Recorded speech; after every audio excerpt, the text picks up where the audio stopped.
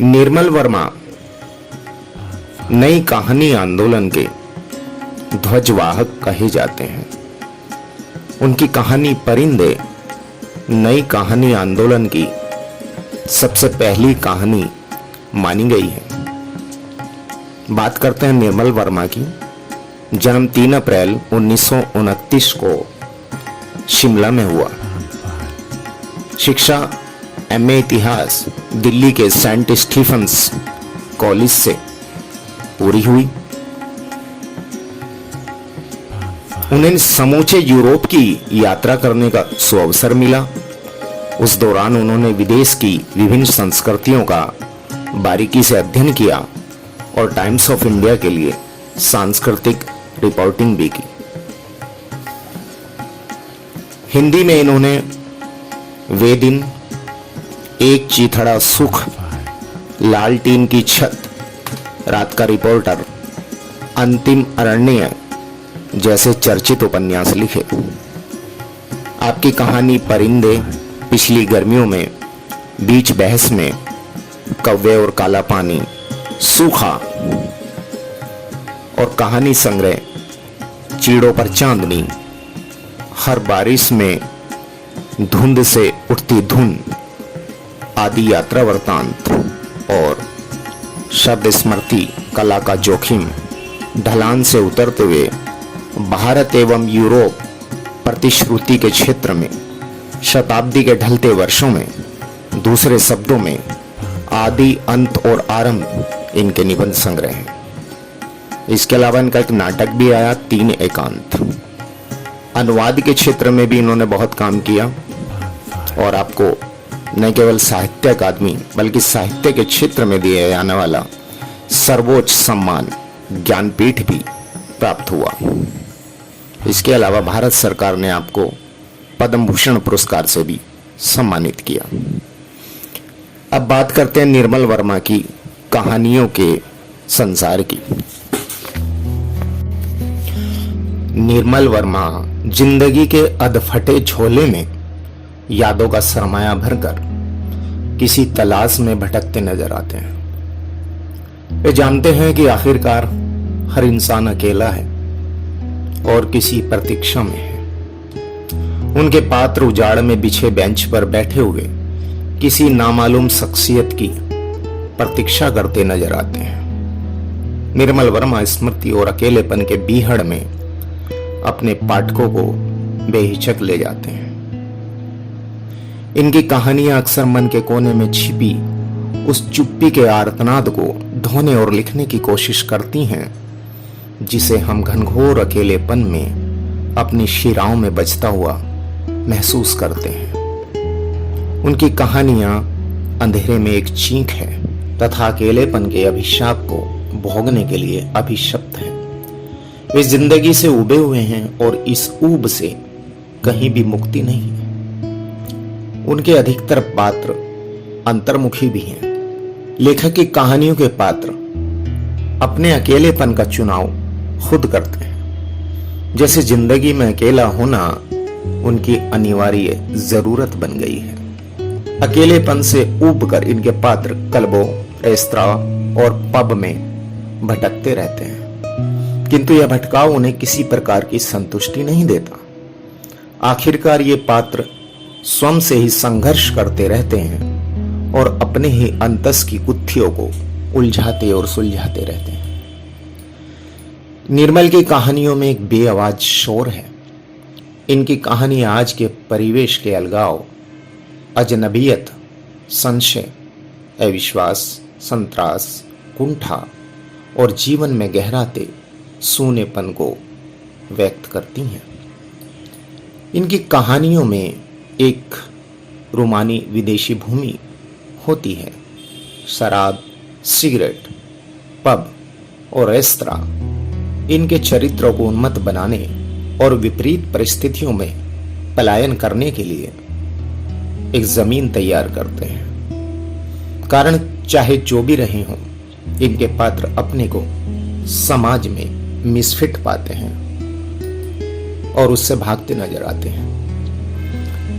निर्मल वर्मा की अनेक कहानियों में उनके चरित्र रोगी हैं जो कमजोरी और दयनीयता की मूर्ति बन हमारी संवेदनाओं को जगाने के साथ साथ कथा विकास में भी अहम रोल अदा करते हैं।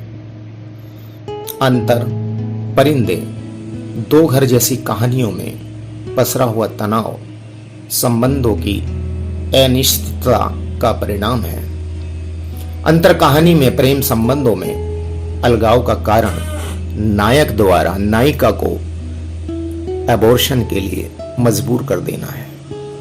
नायक मातृत्व को भोग विलास में बाधक समझता है। गर्भपात के बाद नायिका नायक से पूछती है, अब तो तुम सुखी हो? इस पर नायक जवाब देता है, हम दोनों पहले भी सुखी थे। इस पर नायिका तिक्त स्वर में कहती है, हाँ, लेकिन अब तुम सुखी हो। अंतर कहानी तब और अब के संबंधों में आए अंतर को सफलता के साथ रेखांकित करती है। इनकी कहानियां स्त्री पुरुष के मध्य अविश्वास तथा विवाहेतर प्रणय संबंधों के कारण टूटते बिखरते संबंधों को रेखांकित करती है।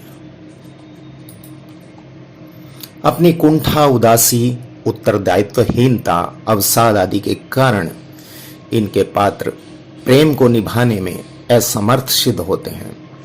निर्मल की कहानियों में पात्रों के आपसी संबंधों में अस्पष्टता और धुंधलका पसरा रहता है।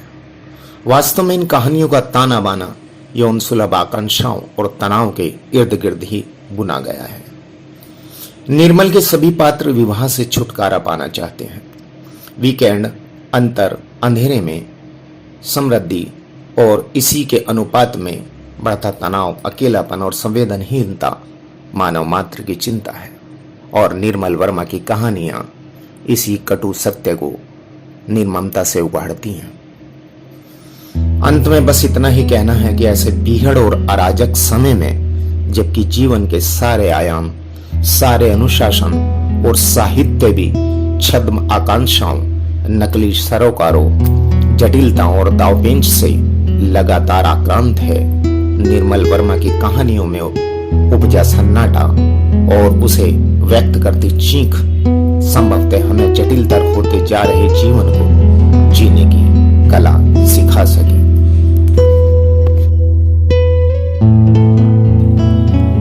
नमस्कार, कहानियों की दुनिया में मैं मौसमी चंद्रा आपका हार्दिक स्वागत करती हूँ। आज मैं लेकर आई हूँ निर्मल वर्मा जी की लिखी कहानी, जिसका शीर्षक है अंतर। बस से उतरकर वह बाजार के चौराहे पर खड़ा हो गया। सामने टाउन हॉल की इमारत थी, लंबी और भयावह। पहली मंजिल पर लंबी मैली खिड़कियां थी, जिसके शीशे पर शाम की धूप और भी मैली दिख रही थी। उससे हटकर कुछ दुकानें थी, एक पब, एक नाई की दुकान और 2 जनरल स्टोर। आगे एक छोटा सा स्क्वायर था। आखिरी बस कितने बजे आएगी? उसने उसी बस के कंडक्टर से पूछा जिसमें वह आया था। 10 बजे। कंडक्टर ने उड़ती हुई निगाहों से उसे देखा और ओवरकोट की जेब से बियर की बोतल निकाल ली। वह दुकानों की तरफ चला आया। वह यहाँ पहली बार आया था, किंतु उसे विशेष अंतर नहीं जान पड़ा। वह जब कभी प्राग से दूर छोटे शहरों में जाता था तो उसे एक समान ही दिखाई देते थे। टाउन हॉल, चर्च और बीच में स्क्वायर और खाली सा नींदापन। हवा ठंडी थी, हालांकि मई का महीना आगे बढ़ चुका था। उसने अपने डफल बैग से मफलर निकाल लिया। दस्ताने उसके कोट की जेब में थे। वह भी उन्हें नहीं पहनना चाहता था। उसकी पीठ पर स्लीपिंग किट थी। अगर कहीं रात की बस वह नहीं पकड़ सका तो बाहर सो जाएगा। उसे होटल की अपेक्षा बाहर सोना हमेशा ज्यादा अच्छा लगता था, अगर ठंड अधिक ना हो तो। जब पिछली बार गर्मियों में वह उसके साथ मोराविया गई थी तो भी वे बाहर सोते थे, एक ही स्लीपिंग किट में। वे इसी तरह सारा मोराविया घूम लिए थे। उसके साथ पहले पहल उसे बाहर सोने की आदत पड़ गई थी। होटल की बचत होती थी, उसे वे हमेशा बियर पर खर्च कर देते थे। वह कुछ देर तक पिछली गर्मियों के बारे में सोचता रहा। फिर उसने मफलर को अच्छी तरह गले और कानों से लपेट लिया। ठंड काफी है, उसने सोचा, लेकिन असहनीय नहीं है। असहनीय शायद कुछ भी नहीं है, उसके लिए भी नहीं। शुरू में वह बहुत डर गई थी, अब वह ठीक होगी, अब कोई डर नहीं है, उसने सोचा। अब बिल्कुल कोई डर नहीं है, उसने दोबारा अपने से कहा। वह कुछ देर तक खाद्य पदार्थों के स्टोर के सामने खड़ा रहा। शो विंडो में गौर से देखता रहा, फिर कुछ सोचकर भीतर चला आया। दुकान में सेल्फ सर्विस थी। उसने काउंटर के नीचे से एक टोकरी निकाल ली। दोनों ओर लंबी कतार में छोटे बड़े टिन के डब्बे रखे थे। इन दिनों ताजे फल देखने को भी नहीं मिलते थे। उसने आड़ुओं और अनानास के 2 टिन टोकरी में रख लिए। आधा किलो सलामी और फ्रेंच पनीर की कुछ टिक्कियां भी लिफाफे में बंधवा ली। उसे फ्रेंच चीज हमेशा ही बहुत पसंद थी। रात को जब कभी वह उसके कमरे में सोती थी तो एक चूहे की तरह उसे बराबर कुतरती रहती थी। स्टोर से बाहर निकलते हुए उसे कुछ याद आया और उसने दोबारा मुड़कर लीपा का एक पैकेट खरीद लिया। अस्पताल में शायद उसके पास सिगरेट नहीं होगी, उसने सोचा। सारा सामान उसने अपने डफल बैग में रख लिया। स्टोर से बाहर निकलकर उसे प्यास सी महसूस हुई। समय काफी है, उसने सोचा। ज्यादा नहीं है, लेकिन वह छोटी बियर के लिए काफी है। स्क्वायर पार करके वह पब में चला आया। वह बैठा नहीं, बार के काउंटर के सामने खड़ा रहा। एक छोटी बियर, उसने कहा। बारमैन ने बिना उसकी ओर देखे एक मग बियर नल के नीचे रख दिया। जब झाग मग से ऊपर उठकर बाहर निकलने लगा, उसने नल की टोंटी बंद कर दी। एक मैले तौलिए से मग को साफ किया और उसके सामने रख दिया। उसने मग होठों से लगा लिया। बियर कसैली और गुनगुनी सी थी, फिर भी उसे बुरी नहीं लगी। बारमैन इस बीच जेब से एक सासेज निकालकर खाने लगा था। वह एक अधेड़ उम्र का व्यक्ति था। उसकी नीली आंखें आंसुओं में तैर रही थी। आप बता सकेंगे ये अस्पताल किस तरफ है? उसने पूछा। बारमैन ने गौर से उसकी ओर देखा, फिर उसकी आंखें उसके स्लीपिंग किट पर ठहर गई। क्या आप प्राग से आए हो? उसने सिर हिलाया। वह तनिक संदेह भरी दृष्टि से उसकी ओर देखता रहा। टाउन हॉल की दाईं तरफ, सिमेट्री से जरा आगे, उसने कहा। क्या ज्यादा दूर है? उसने पूछा। उसने आधी कतरी हुई सासेस को अश्लील ढंग से ऊपर कर दिया। 1 किलोमीटर उसने हंसते हुए कहा। उसने उसे धन्यवाद दिया। 3 क्राउन का नीला नोट काउंटर पर रखा और बिना चेंज की प्रतीक्षा किए बाहर चला आया। बाहर बसंत का चमकीलापन था, वैसा बोझिल नहीं जो गर्मियों में होता है। एक हल्का धुला सा आलोक जो लंबी सर्दियों के बाद आता है। 10 मिनट का रास्ता था और वह तेजी से चल रहा था। उसे अब ज्यादा घबराहट नहीं थी। उसे अब उतनी घबराहट नहीं थी जितनी बस में हो रही थी। बियर के बाद उसे हल्का सा लग रहा था। स्क्वायर छोड़ने के बाद वह एक खुले रास्ते पर आ गया था। हवा ठहर गई थी और कभी कभी दूर के खेतों में ट्रैक्टर का गुर गुर स्वर, मक्खी की भिन भिनाहट सा सुनाई दे जाता था। सिमेट्री के पास आकर उसने सिगरेट जलाई, फिर डफल बैग को एक कंधे से उतारकर दूसरे कंधे पर लटका लिया। सिमेट्री के इर्द गिर्द बड़वा के पेड़ थे और उनकी नई पत्तियां डूबती हुई धूप में झिलमिला रही थी। कच्ची सड़क पर बर्फ के पिघलने से कहीं कहीं दलदल जमा हो गया था और उन पर मोटर लारियों और ट्रकों के निशान उभर आए थे। उसने अपने पैंट के पांचे ऊपर चढ़ा दिए। उसे खुशी हुई कि यहाँ उसे देखने वाला कोई नहीं है, लेकिन वह उसे देखकर जरूर हैरान हो जाएगी। वह शायद खुश भी होगी, लेकिन इसके बारे में वह निश्चित नहीं था। उसने प्राग से आते समय उसे मना कर दिया था। वह नहीं चाहती थी कि किसी को कोई संदेह हो सके। उन्होंने यह तय किया था कि वह 2 दिन यहाँ अस्पताल में रहेगी। बाद में जब वह वापस प्राग आएगी तो किसी को कुछ पता नहीं चलेगा। अस्पताल के गेट के सामने वह रुक गया। छोटी सी पहाड़ी के ऊपर उसकी इमारत किसी कॉलेज हॉस्टल की तरह दिखाई दे रही थी, उतनी ही आत्मीय और निर्दोष। अस्पताल की इमारतों में अक्सर जो ठिठुरता हुआ नंगापन होता है, वह उसमें बिल्कुल नहीं था। उसने अपनी पैंट के पांचे नीचे की ओर मोड़ दिया और दरवाजा खोलकर भीतर चला आया। सामने एक लंबा कॉरिडोर था। बीच बीच में फूलों के गमले रखे थे। साफ सुथरे फर्श पर कॉरिडोर के खंभों की टेढ़ी छाया धूप में खिंचाई थी। जीने के पास उसे एक बड़ा सा डेस्क दिखाई दिया। ऊपर रिसेप्शन का साइन बोर्ड लगा था। उसके पीछे एक स्त्री नर्स की पोशाक में बैठी थी। वह अखबार पढ़ रही थी और उसका चेहरा नहीं देखा जा सकता था। वह कुछ झिझकता हुआ डेस्क की ओर बढ़ा। नर्स ने अखबार से सिर उठाकर उसकी ओर देखा। किससे मिलना चाहते हैं? उसने नाम बताया। उसे लगा वह नर्स ही नहीं है, नर्स की पोशाक में वह एक स्त्री भी है। इस ख्याल से उसे कुछ सांत्वना सी मिली। उसने डेस्क की दराज से एक लिस्ट निकाली। मैटरनिटी वार्ड में? उसने पूछा। वह क्षण तक असमंजस में खड़ा रहा, फिर उसने माथे का पसीना पोंछा। मुझे नहीं मालूम यह, मैं पहली बार यहाँ आया हूँ। क्या आप लिस्ट में देख सकती हैं? उसने कहा। हालांकि यह कहने की कोई जरूरत नहीं थी, वह पहले से ही लिस्ट देख रही थी। मैटरनिटी वार्ड में आपकी पत्नी का नाम नहीं है?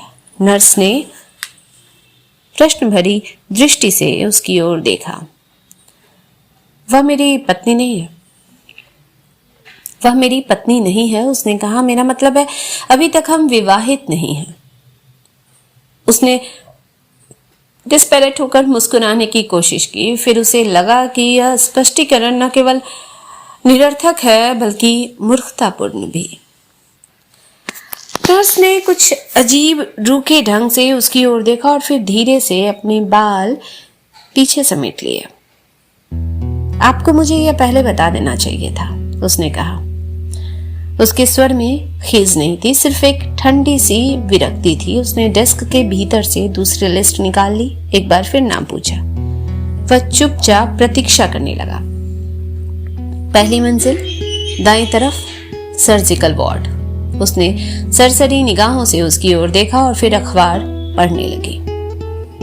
वह गलियारे के अंतिम छोर पर पहुंचकर सीढ़ियां चढ़ने लगा। दोनों तरफ दरवाजे खुले थे। औरतें अपनी जुबानों में बिस्तरों पर बैठी थी। दरवाजों के बाहर रस्सी पर नायलॉन की जुराबें, ब्रेसियर और अंडरवियर सूख रहे थे। हवा में एक खट्टी गिलगिली सी गंध ठहर गई थी, जो अक्सर औरतों की घरेलू देहों या कपड़ों से आती है। लोहे की रेलिंग पर रेत से भरी हुई लाल नीली बाल्टियां लटक रही थी, शायद आग बुझाने के लिए, उसने सोचा। जब वह सर्जिकल वार्ड की ओर मुड़ा तो उसे लगा जैसे किसी ने पीछे से उसका हाथ पकड़ लिया हो। वह तनिक चौंक कर पीछे मुड़ा। एक लंबे कद का हष्ट पुष्ट व्यक्ति उसके सामने खड़ा था। उसने लंबा सफेद कोट और पजामा पहन रखा था, जो यहाँ डॉक्टरों की पोशाक होती है। किससे मिलना है? उसने पूछा। उसने फिर नाम बताया। अच्छा, लेकिन इसे यहीं छोड़ देना होगा। उसने अंगूठे से उसके स्लीपिंग किट की ओर इशारा किया। उसने स्लीपिंग किट पीठ से उतार कर एक कोने में रख दिया। इसमें क्या है? उसने उसके डफल बैग की ओर देखा। उसने चुपचाप कंधे से बैग उतार कर उसके सामने रख दिया। डॉक्टर ने सरसरी निगाह से बैग में रखे डब्बों को देखा और फिर धीरे से हंस दिया। So you are the man, उसने अपनी भाषा छोड़कर अंग्रेजी में कहा। क्या मतलब? कुछ नहीं। वह फिर अपनी भाषा पर उतर आया था।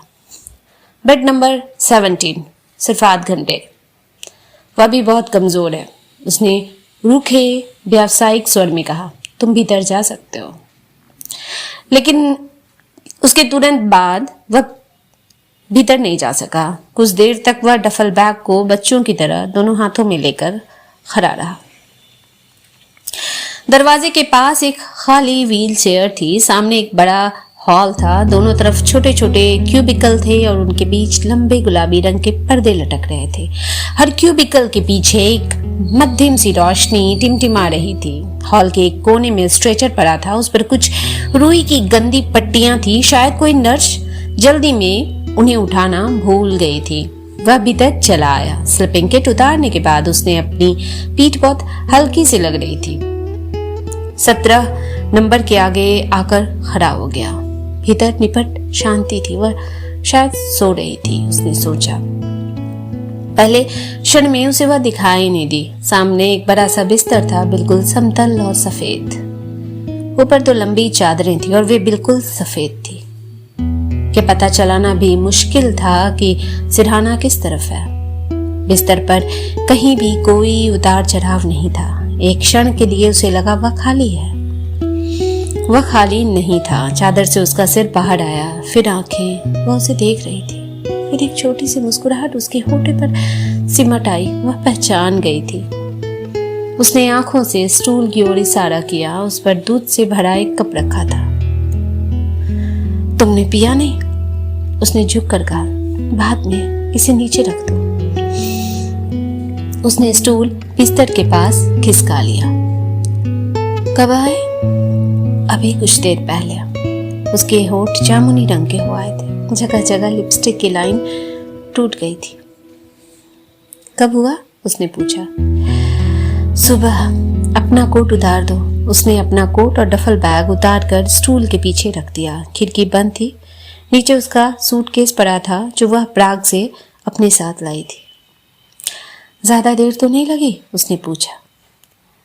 नहीं, उन्होंने क्लोरोफॉर्म दे दिया था। मुझे कुछ भी पता नहीं चला, उसने कहा। मैंने तुमसे कहा था कि तुम्हें कुछ भी पता नहीं चलेगा। तुम मानती नहीं थी। उसने मुस्कुराने की कोशिश की। वह चुपचाप उसकी ओर देखती रही। मैंने तुमको आने के लिए मना किया था, उसने कहा। मुझे मालूम है, लेकिन अब मैं यहाँ हूं। वह बिस्तर पर झुक आया। उसने उसके बूढ़े बालों को चूमा, फिर होठों को।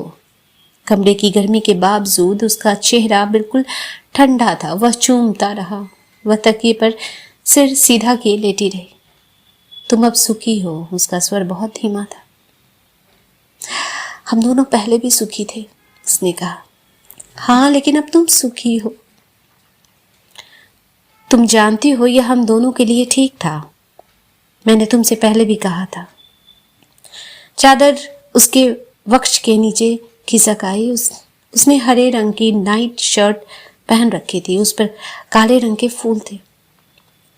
अपने कमरे में उन फूलों को देखकर उसकी देह में मीठा सा तनाव उत्पन्न हो जाता था। अब वे उसकी आंखों को चुभ रहे थे। यह क्या है? उसने डफल बैग की ओर देखा। हाँ, कुछ नहीं, मैंने कुछ चीजें यहाँ खरीद ली थी। वह बारी बारी से हर चीज को बैग से निकाल कर बिस्तर पर रखने लगा। आड़ू और अनानास के टिन, सलामी, फ्रेंच पनीर, लीपा का पैकेट। तुम एक पनीर अभी लोगी? नहीं, बाद में। वह बिस्तर पर बिखरी चीजों को देखती रही। इन दिनों तुम्हें खाने पीने में लापरवाही नहीं करनी चाहिए, उसने कहा। वहां किसी ने मेरे बारे में तो पूछा नहीं था। नहीं, किसी को नहीं मालूम कि तुम यहाँ हो, उसने कहा। वह कुछ देर तक आंखें मूंद कर लेटी रही। उसके बाल पहले भी छोटे थे।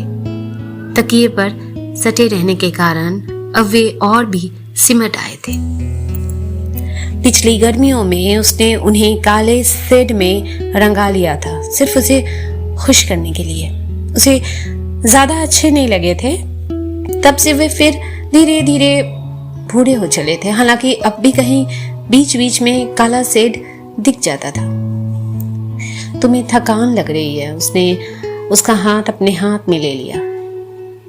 नहीं, उसने उसकी ओर देखा, फिर उसने उसका हाथ चादर के नीचे घसीट लिया। धीरे धीरे वह उसे अपने पेट पर ले गई। कुछ फर्क लगता है? उसने पूछा। उसका हाथ उसके नंगे गर्म पेट पर पड़ा रहा। तुम्हें कोई तकलीफ तो नहीं है? नहीं, वह धीरे से हंस पड़ी। अब मुझे बड़ा हल्का सा लग रहा है। अब यहाँ कुछ भी नहीं है। उसने उसकी ओर देखा। उसके होठों की रूखी लिपस्टिक रोशनी में चमक रही थी। उसने धीरे से अपना हाथ बाहर खींच लिया। तुम्हें ज्यादा बोलना नहीं चाहिए, उसने कहा। हाँ, मुझे बड़ा हल्का सा लग रहा है, उसने कहा। डॉक्टर ने तुमसे कुछ कहा था? नहीं, लेकिन 1 महीना पहले आ जाती तो इतनी कमजोरी नहीं होती। तुम्हें काफी कमजोरी महसूस हो रही है? उसने पूछा। नहीं, मुझे बड़ा हल्का सा लग रहा है। मैंने तुमसे पहले भी जल्दी आने के लिए कहा था, लेकिन तुम टालती रही। तुम हर बात पहले से ही ठीक कहते हो, उसने कहा। वह चुप रहा और दूसरी ओर देखने लगा। तुमने बुरा मान लिया? वह कुहनी के सहारे बैठकर उसकी ओर देखने लगी।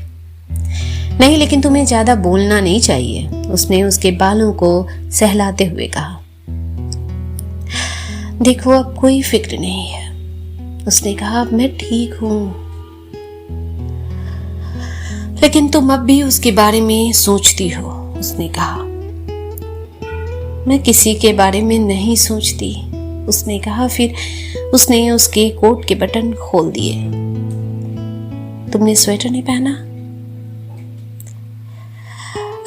ज्यादा सर्दी नहीं थी, उसने कहा। वे कुछ देर तक चुप रहे। बीच में नर्स आई थी। वह ब्लांड दी थी और देखने में काफी खुशमिजाज सी मालूम होती थी। उसने उन दोनों को देखा, फिर बिस्तर के पास चली आई।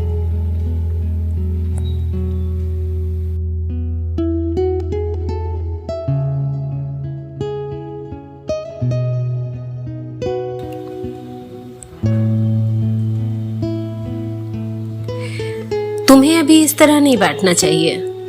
नर्स ने उसका सिर तकिए पर टिका दिया। फिर उसने एक नजर उसकी ओर देखा। इन पर ज्यादा स्ट्रेन डालना ठीक नहीं होगा। मैं कुछ देर में चला जाऊंगा, उसने कहा। नर्स ने बिस्तर पर बिखरी चीजों को देखा। वह उसकी ओर मुड़ी और मुस्कुरा दी। आपको भविष्य में सावधान रहना चाहिए, उसने कहा। उसके स्वर में हल्का सा मजाक था। वह चुप रहा और दूसरी ओर देखने लगा। जाते हुए वह ठहर गई। तुम्हारे पास रुई काफी है? उसने पूछा। हाँ, धन्यवाद सिस्टर, उसने कहा। नर्स बाहर चली गई। तुम जरा दूसरी तरफ मुड़ जाओ, उसने धीरे से कहा। वह तकिए के नीचे से कुछ निकाल रही थी। मैं बाहर चला जाता हूं, उसने कहा। नहीं, उसकी कोई जरूरत नहीं, सिर्फ अपना सिर मोड़ लो उधर। वह पीछे दीवार की ओर देखने लगा। उसे बहुत पहले की रातें याद हो आई, जब वह उसके कमरे में बिस्तर से उठकर कपड़े पहनती थी और वह दीवार की ओर मुंह मोड़ कर उसके स्कर्ट की सरसराहट सुनता रहता था। बस ठीक है, उसने कहा। उसने स्टूल मोड़कर उसके सिरहाने के पास खिसका दिया। हवा में हल्की सी गंध थी जो क्लोरोफॉर्म की गंध से अलग जान पड़ती थी। उसकी आंखें अनायास पलंग के नीचे चिलमची पर पड़ गई। उसमें खून में रंगी बहुत सी पट्टियां पड़ी थी। यह खून उसका हो सकता है, उसे विश्वास नहीं हो सका। क्या तुम्हें अब भी? वह बीच में रुक गया बोलते बोलते। नहीं, अब बहुत कम आ रहा है। उसने झुककर चिलमची को पलंग के नीचे खिसका दिया। तुम्हारे पास सिगरेटें हैं? उसने पूछा। वह फिर लेट गई। उसने लिपा की डिब्बी से 2 सिगरेटें निकाल कर मुंह में रख ली। दोनों को दिया सलाई से जलाया और उनमें से एक उसे दे दी। तुम यहाँ सिगरेट पी सकती हो? नहीं, लेकिन कोई देखता नहीं, उसने एक लंबा कश लिया। धुआं बाहर निकलते समय उसके नथुने धीरे से कांप रहे थे। फिर उसने उसे चिलमची में फेंक दिया। मैं नहीं पी सकती।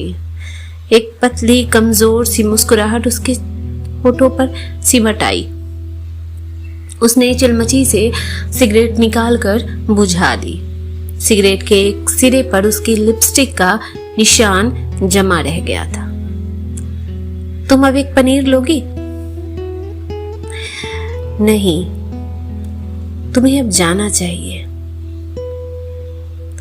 मैं चला जाऊंगा, लेकिन अभी वक्त है। उसने अपनी आंखें मूंद दी थी। लंबी बूढ़ी पलकें उसके पीले चेहरे पर मोम की गुड़िया की पलकों सी दिखाई दे रही थी। तुम्हें क्या नींद आ रही है? उसने धीमे स्वर में पूछा। नहीं। उसने आंखें खोल दी। उसका हाथ अपने हाथ में लेकर वह उसे धीरे धीरे मसलने लगी। मैंने सोचा था तुम आओगे, उसने कहा। वह चुपचाप उसे देखता रहा। सुनो, अब हम पहले की तरह रह सकेंगे? उसके स्वर में हल्का सा विस्मय था। तुम्हें याद है? उसने अपना हाथ दबाकर कहा। पिछली गर्मियों में हम इटली जाना चाहते थे। अब हम वहां जा सकते हैं। अब हम कहीं भी जा सकते हैं। उसने उसकी ओर देखा। अब कोई झंझट नहीं है। उसे फिर उसका स्वर कुछ अजीब सा लगा, लेकिन वह मुस्कुरा रही थी और तब उसका मन फिर आश्वस्त हो गया। कॉरिडोर में व्हीलचेयर के पहियों की चरमराहट सुनाई दी थी। पास के क्यूबिकल में कोई ऊंचे स्वर में चीख रहा था। किसी स्त्री ने पर्दा उठाकर भीतर झांका था, लेकिन उसे वहां बैठा देखकर वह हड़बड़ाकर वापस मुड़ गई थी। उसने घड़ी देखी और फिर वह ओवरकोट पहनने लगा। तुम्हें ये चीजें खा लेनी होगी, उसने अंग्रेजी में कहा। उसने सिर हिलाया। तुम समझी जो मैंने कहा? तुमने कहा तुम्हें ये चीजें खानी होगी। उसने अंग्रेजी में उसका वाक्य दोहरा दिया। वे धीरे से हंस पड़े। उसने अपना मफलर गले में बांध लिया। खाली डफल बैग को कंधे पर लटकाकर वह स्टूल से उठ खड़ा हुआ। तुम अब जाओगे? हाँ, लेकिन कल मैं इसी वक्त आऊंगा, उसने कहा। वह अपलक उसकी ओर देखती रही। इधर आओ, उसने कहा। वह सिरहाने के पास झुका। उसने अपनी देह से चादर हटा दी और दोनों हाथों से उसका चेहरा अपने वक्ष पर खींच लिया। कोई आ जाएगा, उसने धीरे से कहा। आ जाने दो, उसने कहा। कुछ देर बाद जब वह बाहर आया, बसंत की रात झुक आई थी। हवा में धरती की सौंधी सी गंध का आभास था। उसने निश्चित होकर ठंडी ताजी हवा में सांस ली। अस्पताल के उस तंग, जरूरत से ज्यादा गर्म क्यूबिकल के बाद उसे बाहर का खुलापन बहुत सुखद प्रतीत हो रहा था। उसने घड़ी देखी। अभी 10 मिनट बाकी थे। उसे हल्की सी खुशी हुई कि वह प्राग जाने से पहले एक बियर पी सकेगा। कुछ देर तक वह पलंग पर आंखें मूंदे लेटी रही। जब उसे निश्चय हो गया कि वह अस्पताल से दूर जा चुका, तो वह धीरे से उठी, खिड़की खोल दी। बाहर अंधेरे में उस छोटे से शहर की बत्तियां जगमगा रही थी। उसे प्राग में अपने हॉस्टल का कमरा याद हो आया। वह सिर्फ 2 दिन पहले उसे छोड़कर आई थी, लेकिन उसे लग रहा था जैसे तब से एक लंबी मुद्दत गुजर गई है। वह कुछ देर तक वहीं निश्चल खड़ी रही। मैटरनिटी वार्ड से किसी बच्चे के डिरियाने की आवाज सुनाई दी थी। फिर सब खामोश हो गया। वह चुपचाप बिस्तर के पास चली आई। अपने सूटकेस से एक पुराना तौलिया निकाला। फिर उसने करीने से उन सब चीजों को लपेटा जो वह उसके लिए छोड़ गया था। खिड़की के पास आकर उसने बाहर अंधेरे में सब कुछ फेंक दिया। अब वह वापस अपने बिस्तर के पास आई तो उसका सिर चकराने लगा। स्टूल पर लीपा का पैकेट अब भी पड़ा था। उसने एक सिगरेट सुलगाई, लेकिन उसे उसका स्वाद फिर अजीब सा लगा। उसे फर्श पर बुझाकर वह पलंग पर लेट गई। एक छोटा सा गर्म आंसू उसकी आंखों में बहता हुआ उसके बालों में खो गया, किंतु पता नहीं चला। वह आराम से सो रही थी। ये कहानी इतनी ही अभी आप सुन रहे थे मुझसे यानी मौसमी चंद्रा से निर्मल वर्मा जी की लिखी कहानी, जिसका शीर्षक था अंतर। अगली बार फिर मिलती हूँ एक नई कहानी के साथ। चैनल को सब्सक्राइब करना बिल्कुल ना भूलें।